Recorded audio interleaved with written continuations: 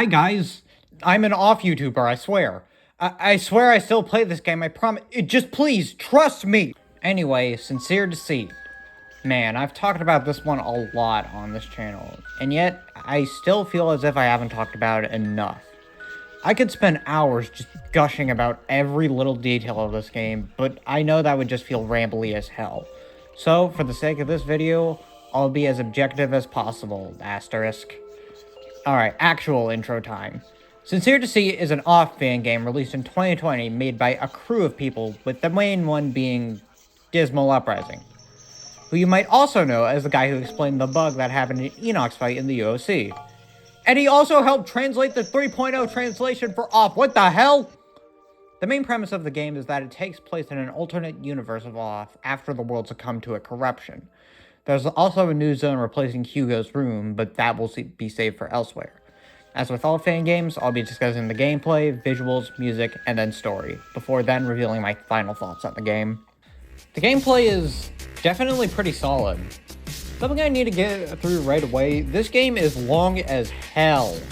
It took me around 20 hours on my first playthrough, and I barely did any secrets. If you want to play this game, strap in, it's gonna be a long one. Now, as for the gameplay itself, I think it's really hard to match the near-perfect combat Home has, but this game certainly tries to get that point, especially with its dedicated hard mode that removes add-ons. The combat is very unique for an off-fan game, with the main gimmick of the combat being that each enemy has an element, with each one countering each other. I would draw a connection to Pokemon, but my dog can probably do that, so I won't. Metal counters plastic, plastic counters smoke, smoke counters meat, and meat counters metal.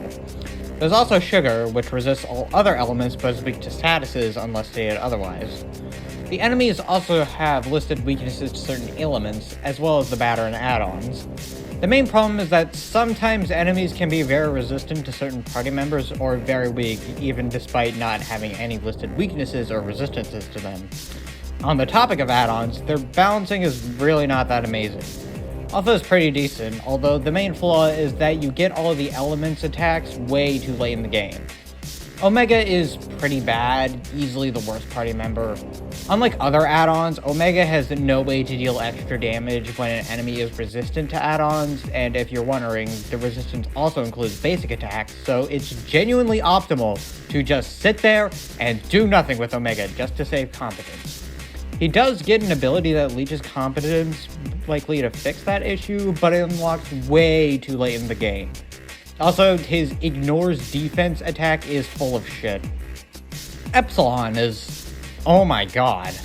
Epsilon is by far the best add-on, and I'd even argue he's better than the batter in the mid-game. The AoE attacks are still there, and he can also reduce resistance to certain elements, with the first two attacks of that type being for bat and add-ons. The main reason why these attacks are so busted is that they stack on themselves. Even though it's only once, this can have him do up to 600 damage, even in mid-game when you unlock him. He's absolutely busted, I don't think I need to say that. Moving on from the add-ons, there's also a few more status effects, such as Venom, working like how Migraine did in Home, along with Toxin and Burning, which are more dangerous versions of Venom and Poison, respectively. Now the specifics are out of the way, I'll give a main overview of the gameplay. The progression is quite a bit different from the progression in Off. You do Zone 0 as a tutorial lasting around 5 minutes, do Zone 1, finish the southern part of the city, do Zone 2, finish the northern part of the city, do Zone 3, finish the eastern part of the city, finish the western part of the city, and then go back to the center of the city for the final part. There's also the optional area of the outside after the western part is completed, which has a few puzzles, some really hard encounters, and lastly a boss rush with some special bosses exclusive, as well as a secret ending and the Ashley bat. There's also a second true boss rush where you can't heal after any encounters and features a new super boss. One of the problems I faced is that it's very easy to soft lock yourself in the outside, as in I had to restart over 10 times because I got soft locked that many times. Finished game. This issue might be fixed in the Mediafire version, as I was playing in the itch.io version, but it's still a problem that plagues this area. And before getting done with the gameplay part, I need to discuss my biggest gripe with the game, the encounter rate. The encounter rate in this game is absolutely absurd. You barely even can go through a room without getting an encounter. It's so bad that it drops the gameplay from an A down to a B. They did add an item to help circumvent this, but they're very rare, and they're just trying to solve a problem that could never have even existed. If the encounter rate is for grinding, then maybe late into the game, there should be an infinitely reusable item that can double the encounter rate to make grinding easier, while still having the encounter rate be as low as an off. It removes the need for frustration caused by a mechanic that never needed to exist. But I will give it this. The one thing I enjoy about random encounters is the battle theme. While it's not nearly as good as some other tracks like Pepper Steak or Dancing Till Her Head Explodes, Spool is still a great battle theme and especially fitting for this game. It's got the same style as Pepper Steak and Dancing Till Her Head Explodes, where it never ages, which is expected of an ACC song. It really needed a track like Pepper Steak that doesn't get tiring no matter how much you listen to it, especially considering this game's length. It's pretty important for an off-fan game, and this song definitely does it justice. But I feel like there's a better pick. If you want to use an unused off song, I think Hip 2-2 will make a much better fit. It's still just as menacing and dark, but also slaps really hard, and it's still very hard to get tired of it. Other than the battle theme, where every single fan game is obligated by law to use an ACC song, the main tracks composed for this game fall into one of three categories. Incredible and amazing to listen to, perfectly fitting the part of the game, mostly battle themes. Softer ambient tracks that feel a lot like the tracks in Home, which take up a good chunk of the tracks. And lastly, the oh god, oh shit, oh fuck, what the fuck is happening, I'm scared, I want my blankie, etc, etc. Don't believe me? Here's one of the tracks that plays in the city, called My Heaven.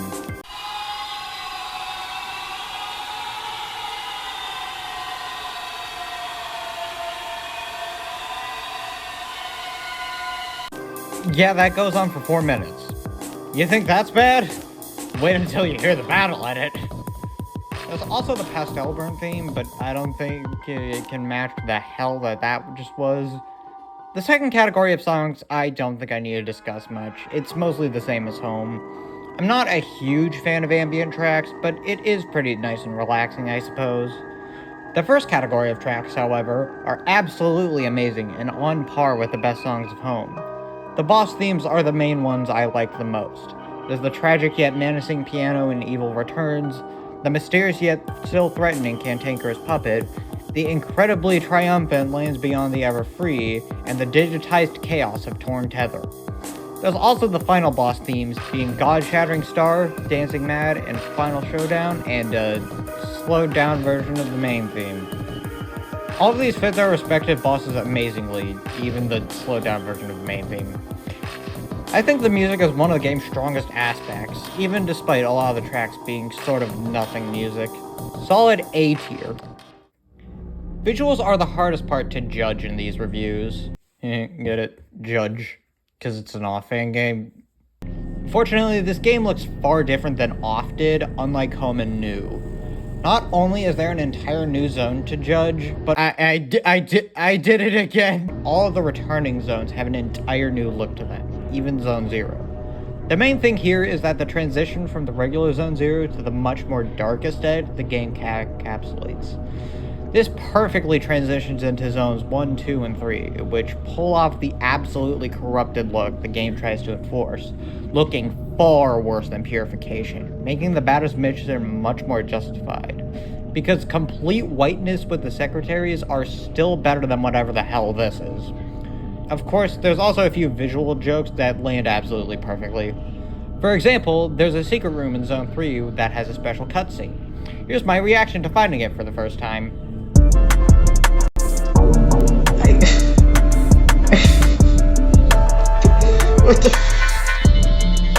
What the fuck?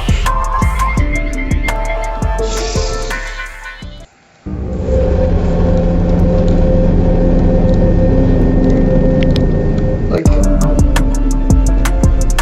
why? Why is this here? Fucking Yumi Nikki ass event. What the fuck? Why is the lemon with the dummies moving around? Why? Yeah, it makes no fucking sense and was just left in by a dev to put his name in the game somewhere. sort of like the secret April Fool's dimension in Minecraft. Fun fact, this image actually used to be my background on my old computer before it broke and stopped charging. Anyway, I'm rambling. Because this is a horror game, I'm sure you're mostly wondering one thing. Are there jump scares in this game? And the answer is yes. There are a handful of jump scares throughout the game, such as this smile in Zone 1. However, the game isn't wholly reliant on them for the horror factor. A lot of the scariest parts of the games are prolonged moments of tension, and while they do usually end in a jump scare, it's still higher quality than the majority of horror games released nowadays, which is just, fuck you, this is a horror game, here's loud sounds and weird creatures! Can you tell I don't like the modern horror landscape? Well, that rant aside, there's also the body horror presented throughout the game, which is easily its most prevalent type of horror used. It's most common with the enemies, especially the burn, but quite a few of the bosses have it, like the Day Dawn fight. The horror aspect of this game is very well handled, but I do feel like it forgets it's a horror game at times. For example, most of the city plays like a normal off-fan game and then just has a horror segment at the end, like it just suddenly remembered it should. Well, moving on from the horror, it's time for the new zone, titled The City, although the city's real name will be revealed in the story segment. The southern part has a hot pink color, much like Zone 2, the northern part has a dark green color like Zone 1, the eastern part has an orange color like Zone 3, and the western part has a blood red color like Zone 4 of Home, or The Room. The inside for the southern part is a dim green, the inside for the northern part is a dark blue, the inside for the eastern part is a bit of a brighter blue, and the inside of the western part is brown. There's also many new characters in these places. One of the first ones you'll see is a female version of an Elsa, looking like Viola from Home. There's also this game's much less frequently appearing version of the Judge, looking like a gray fox. I'll touch on her some more in the story segment. There's also the leader of the Elsa military, having some pseudo-hair and a damaged eye. The Batter also appears without his hat a few times, having a custom spray and a pretty slick haircut. The guardians of each zone are also susceptible to corruption, looking far worse than the burn in here. Day Dawn's sprite is actually normal up until this fight, making this a pretty big surprise. Anyway, I mentioned the outside in the gameplay segment, and it probably has my favorite look out of any of this game's parts. It looks like a deranged child's drawing, reminding me a lot of Black Space from Amori. As you go on throughout the area, it eventually looks less like a scribbling and more like an art style you're accustomed to, eventually reaching the boss rush. Oh, and don't even get me started on the secret area in there. The last thing worth discussing is the bosses of the city, each of them having eyes colored to their respective zones.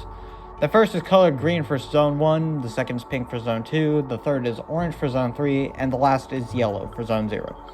This also reflects the elements each boss has, being metal, plastic, smoke, and sugar respectively. Or it would if they weren't all smoke, except for the western one. You had the perfect element color set up for them, and you just made them all smoke. Wonderful. Still, the game's visuals are very appealing. Probably my favorite in any fan game. S tier. And now we move on to the story, and where I'm putting up the spoiler tag. I've discussed some of the main overviews, like the corruption or the city, but this is where I'm gonna go into specifics, including many of the names, the lore, and some of the secrets. Also, I won't be discussing the outside all that much, as it's not very important to the lore. It does have a few secret endings, which I will discuss, but other than that, there's not much. Alright, now for spoilers in 3, 2, 1. Let's go. Alright, I'll pretty much go on first and name all of the characters. This game's version of the Judge is called Jessica, and she has a brother called Jericho. Jericho is precious, and he is my son. If you dislike Jericho, please consider taking a bath with a toaster.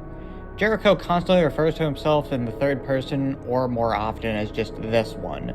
Similar to Jessica, but she refers to herself plurally instead of third person. The leader of the Elson's military is called Vanny. I'm honestly a huge fan of this character. His plans usually fail miserably due to the power of the enemies he's facing, and you'd think he would be a comic relief character due to this, but he isn't. Even despite the failures, he's still a very threatening character, and I really like how you get on his bad side later on. He's a really well-made character and sufficiently subverted my expectations. He's also not a complete twist villain, and you can see him gradually hate the Batter as time goes on. There's also the guardians of each district, starting with Malachi, the leader of the residential district. He's a very tragic character, losing his best friend to the specters that have rampaged the zones. He went completely crazy from this, becoming the leader of a huge flock of birds, eventually turning into a maniac from them. The best friend he lost to the specters was Jadon, the guardian of the entertainment district. Ever since he got injured by the specters, he's been fully aware of the player and frequently breaks the fourth wall, but not like Zachary in a goofy way. It's in a way that can actually really make you scared of him and his power. He manages to get control of the batter during the zone, and towards the end of the zone where the batter tries to kill him, he then takes Alpha and Omega, making them a part of the fight, and killing them will give them back to you, making them crucial targets. The guardian of the industry district is Gaius. He's much kinder than all of the other guardians, caring for his people and making sure they manage to do their work. Based. Eventually through the district, we get alerted that some commotion has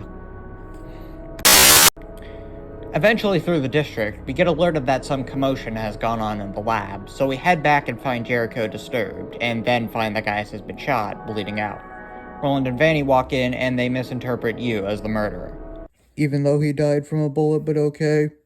Gaius gives us the key to the lab, and we find some more memories, and then go down into the basement to destroy the lab's power source, being a robotic memory of him. Upon defeating him, Gaius' soul returns to the robot body and thanks us for killing him, freeing his soul at last. Shortly after, Zachary tells us that there's an issue in his shop, so we check it out and oh shit!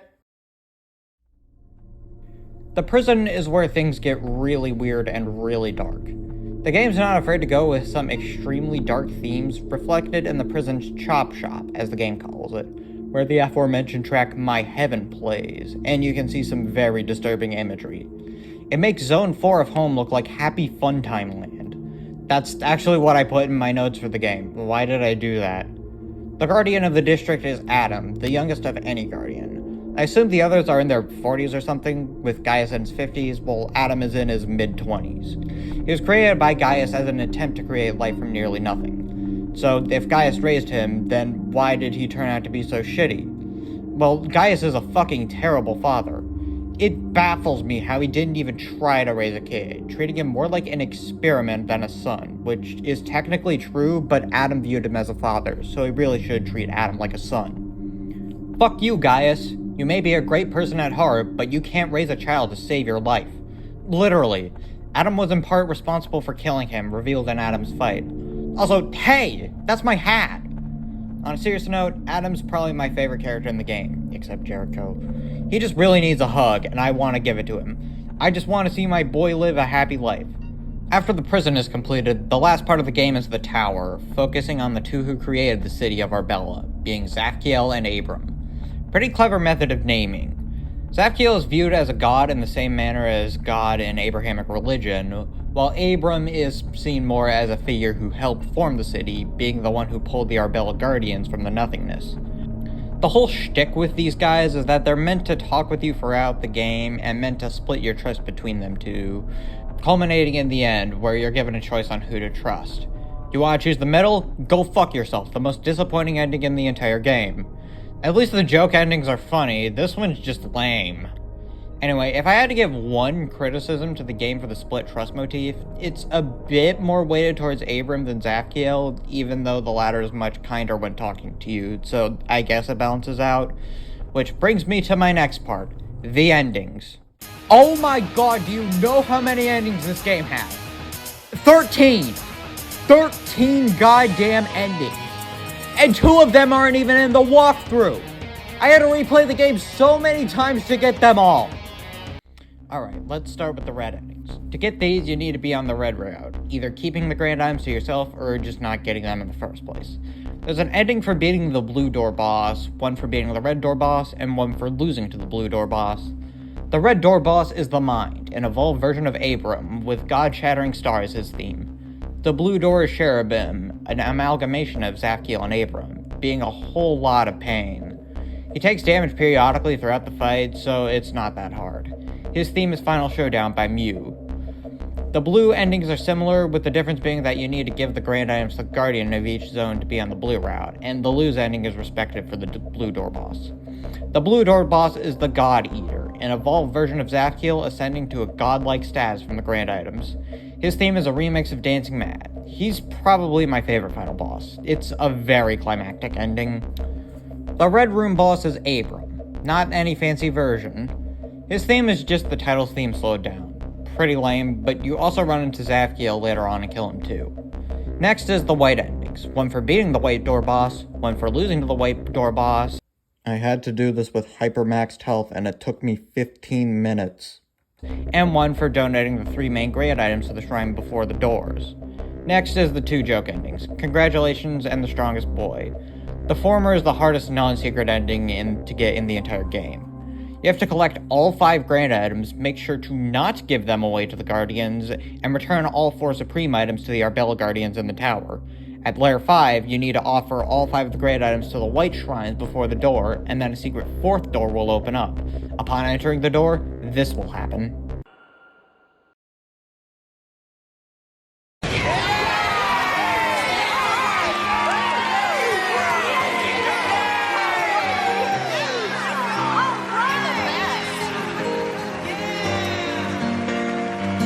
Congratulations! Congratulations! Congratulations. Congratulations! Congratulations. Congratulations! Congratulations. Congratulations. Congratulations. Congratulations. Congratulations! Congratulations. Congratulations. Thank you all.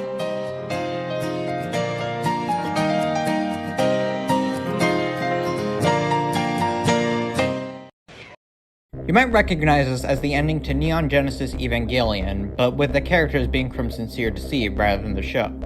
It's probably making fun of the ending to that show, but in its defense, there was a movie that was the finale and not the series ending. By the way, I have not seen a single episode of the show. The ending is just extremely iconic for making no sense whatsoever.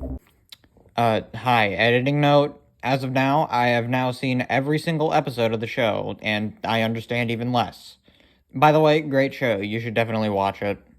The Endler ending is The Strongest Boy, and it's obtained by beating the final boss of the boss rush as Jericho's party. The pre-fight dialogue is different not only for this boss, but for every other boss in the boss rush, all making fun of how weak Jericho is before rightfully eating shit. For this boss in particular, after Jericho defeats Azathoth, it wakes up and congratulates Jericho, calling him the strongest boy and making it a really shitty pun. After this, the credits roll and oh shit, the batter's here. This is what he says verbatim. What is going on here? I traveled through several zones and killed dozens of guardians, specters, and ghouls just so you can do the ending without me. Now, Batter, I'm sure there's a reasonable explanation for this. I'm going to kill you. Don't you mean purify? No! Then he goes for Azathoth's throat, credits roll again, and it's revealed that Zachary was watching the whole thing on his TV. Also, here's the full fake credits, because it isn't used in-game and a lot of the jokes are missed. Pause if you want to read it, some of these are absolute gold. The 2 secret endings, I will not discuss. They're very good and very hidden endings, and I'd rather you find them yourself. Alright, now we can discuss the boss rush. All of the bosses are remakes of other bosses with different sprites and super buffed stats. There's the Zone Guardians on the left, the Judge, Sugar, and Macy on the right, Daedalus representing Malachi, Pazuzu representing Jadong, Gaius Construct representing Gaius, and the Black Serpent representing the Basilisk, all in the center. There's also the soul and the body in the back, which the soul represents Zafkiel and the body represents Abram. Adding note again, according to Dismal, the thing these bosses represent is open to interpretation, but I personally don't see why they wouldn't represent Zafkiel and Abram, especially considering Abram's boss fight in the tower is called the Mind. I just thought this was worth mentioning before someone gets mad in the comments. As well as the Queen representing the Queen. After all of them are dead, the center opens up to the roof, which has Abram and Zafkiel waiting at the top, before merging to become Azathoth, the last and shittiest boss in the boss rush. It's just a check if you have enough stagnations. And that's it. After they're dead, you get the Ashley Bat and can do the true boss rush, which has all of the previous bosses along with Hugo, the god of the universe, after beating Azathoth. He has 25,000 health and is the hardest boss in the game. Unfortunately, this is much better than Azathoth and is a lot of fun for a final challenge. After beating him, your credit count is maxed out and you get a special trophy for if you beat him either with the batter or with Jericho, and a third one if you beat it without add-ons. This is a pretty nice way to test your skills for one last time, or it would be if it weren't for the fact that the Zodiac Orbs are stupidly busted. That's right, you thought I was done talking about the gameplay, but nope, there's more. The orbs function the exact same as an off, so why are they so busted? Well, in Lexi's shop in the Industry District and later, you can buy an infinite amount of them for a relatively cheap price, and the stats boosted by the orbs don't cap out until 999 for most stats and 9,999 for health. I don't think I need to explain how that's busted, do I? Hell, I only maxed out the batter in Epsilon, and I still wiped the floor with a true boss rush. Now to do all that again, but with Jericho's party. Oh boy! Okay, I got a bit off track with the story at the end, but I think it's an S tier. Fantastic. I'd even give it an S+ if I could. But the worst part about this game is something completely unforgivable. Something that ruins the whole experience. There's no minigame in Zone 3! Oh my god, how do you miss that? I swear this game is garbage, holy shit! Alright, now for my take on where this ranks. I know this is going to sound like a massive hot take and tank this video's dislike ratio, so let me clarify something. Objectively, Home is the best off-fan game. Personally, this one is my favorite. I'm putting it above Home in S tier because this tier list is for my subjective, personal beliefs. Again, Home is better objectively, but because of my personal takes in storytellings and narratives, I prefer this one more. The incredible amounts of secrets and hidden content, the heavy debating on which of the two gods is better, and the past speculation all make this much better than Home in my eyes. I massively prefer these types of narratives to the ones in Home, but because Home has better gameplay and soundtrack, it's still an S tier. If it were just for the story, this would even be in its own S+ tier, as I've said. The story is phenomenal, the visuals are amazing, the soundtrack is very good, and the gameplay is very solid. This is the fan game I would recommend the second most, only because Home is A, the most popular, and B, much more solid and balanced with its elements. If you can only play two fan games, absolutely choose Home and Sincere Deceit. Sincere Deceit is the top of the line for story elements, and still solid in visuals and music. Absolutely an amazing fan game.